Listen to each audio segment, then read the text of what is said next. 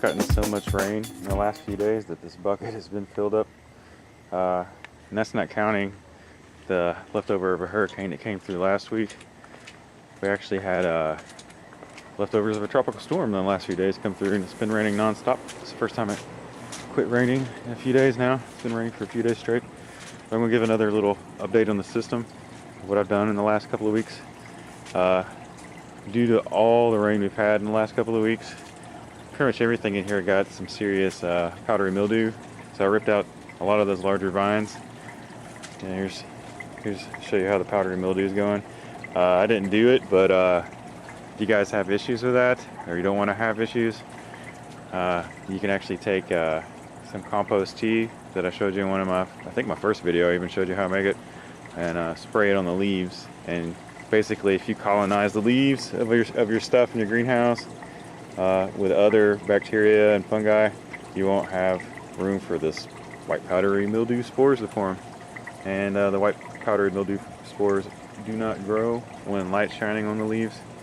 So obviously it's in a greenhouse, but it's been pretty shady lately. I am getting a lot of cucumbers. Like here's one, there's another one coming in. There's one that's ready to be picked. There's another one and another one. They're showing up. And my strawberries have been shooting out runners everywhere. Every time I see a runner hanging off the side, like I just moved this runner. It's coming off one of those plants over there. I just stuck it in the gravel right here. I've also redone the inside of my greenhouse. I couldn't stand not being able to walk in there, especially to the very back of this bed, this flood and drain bed over here anymore. So I actually moved everything. The bell peppers are now over here. They're still hitting the roof of the greenhouse, still pumping out peppers like crazy. I've had actually most of my main branches on this plant on the left have broken off because of the weight of all the peppers. We've probably gotten like maybe 2 dozen or so peppers off of it so far. As you can see, there's more. They're all through here. There's a bunch up here. A bunch of bell peppers. It's awesome. You can see the soil level in the bed has dropped quite a bit. And now this plant that was stuck in the back corner back there, I don't have to worry about airflow anymore now because of this. This pepper plant is actually starting to grow this branch right here. Comes out to here, out, and it'll fill in this area a lot better. I won't have a dead airflow spot in the back anymore. I got the tanks there now. I might actually end up lowering this tank. I'm deciding. I'm going to end up probably lowering it instead of having what I got going on now. Is I got everything set up to where I have to pretty much bleed the system every time the power cuts off, or if I shut it off and work on it, I have to bleed it and retune it, get everything going again. So I'm probably just going to end up setting some larger pipes and taking off these little ball valves here and just adjusting the water flow by tilting the pipe up and down. And then that way I don't have to bleed the system anymore and tune it. I took all my goldfish out of this lower barrel of the window, and my goldfish are all in the upper tank now, which means there's more nutrients going to my bed instead of like this tank right here obviously drains to down there. I acquired 2 bluegill and a yellow perch and put them in here. I'm just gonna see how they do. I keep, every time I find caterpillars or anything like that, I throw them in there and they seem to gobble it up. I haven't been paying attention to when this feeder goes off to see if they're starting to eat that yet or not. Pretty much caught those like 1 or 2 days after my last section of this video that you'll see right before this. My fig tree, it was going up to the roof and I cut it off. I told you in that last section of the video. It's now sitting out a bunch of branches. And look at this. I got 1, 2, 3, 4 figs. Let's see that. Yeah, 4 figs showing up on this fig tree that was literally just a twig that I stuck in the aquaponics system early this spring. So it went from a twig to rooting to growing and setting fruit in one season. That's pretty good. This bell pepper, or this basil plant, is just growing like crazy. Like if I stand it up, it's also hitting the roof, but it's just spreading out. I keep pinching off all the things that keep it from flowering, the little seed heads to make it last longer. Whenever we need basil leaves, you just pluck some leaves off and use it, which has been quite good. This basil tastes awesome. Now that I took the tomato plants out of here and that gravel, I'm pretty sure my pH is starting to come down all by itself now, so that's awesome.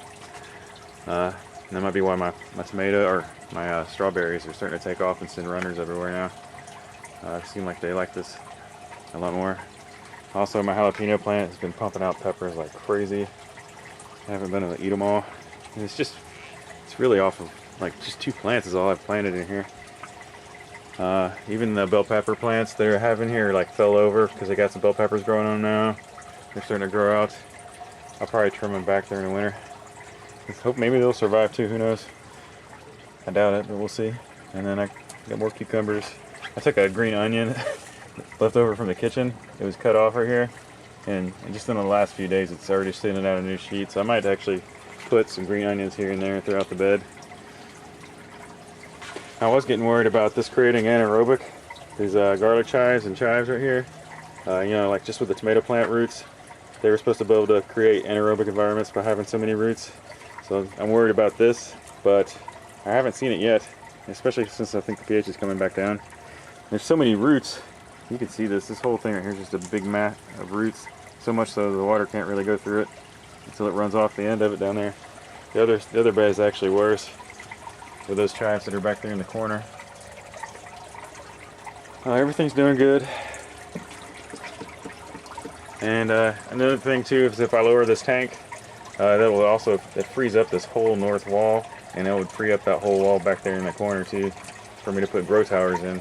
So I can take one of my DC powered, battery powered 12 volt water pumps and attach that in here and just have it like running just the towers. Just have water running up the towers around the side if I do that. And then that'll be part of the aquaponics system, but it'll be a separate system within the system using the same sump tank. So that'll be quite good because it's 190 gallon at 6 feet of head height. It's 190 gallons an hour, which is that's enough for a lot of towers. Because it's obviously less than 6 feet, so it's going to be 200 something gallons an hour that it can pump out. So I might even make, like during the summer months, I might make a frame out here and put another row of towers on the outside of the bed, probably down here so it's not blocking the light up here, and make a row of towers for lettuce and stuff for my wife. Just a little short compact towers that will drain back into the sump tank. There's so many little things you can do. This is really just art, and it's all whatever you decide to make it. But so far I'm liking this. This right here is this tomato plant that's coming up. I actually was a cutting off of one of my cherry tomato plants that were from my raised wicking beds that I have over on my porch. I just took the cutting off and shoved it in the gravel to see what would happen, and here we are like a month later, and it's starting to take off. I don't know, it's starting to make little flowers here, so I might actually get some tomatoes before winter hits. That's pretty cool. It's only been like a month and maybe a month and a half. That's about all I have to add to the system now. I'm still gotta clean up all this stuff back here now, obviously, and I still have a few more things that I want to mess with, but it's good because I can get all the way back here and get to the beds now during the winter time. Like, I realized how much I'd like to be able to get back to the bed once I took that wall off, so I can get all the beds all the way around. Because this is, you know, it's like what, 2.5 feet across.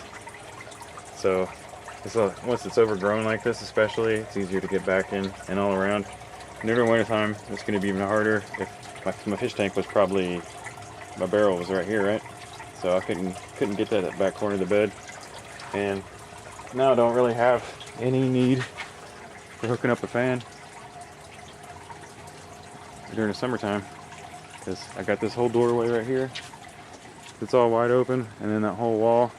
So it gets, the wind in my area usually averages like 11 miles an hour. You can see, of course it's storming right now, but you can see that the wind's blowing pretty good on that cottonwood tree. So that's where I'm at right now. Stay tuned until next month. Keep on watching, and subscribe if you like my videos.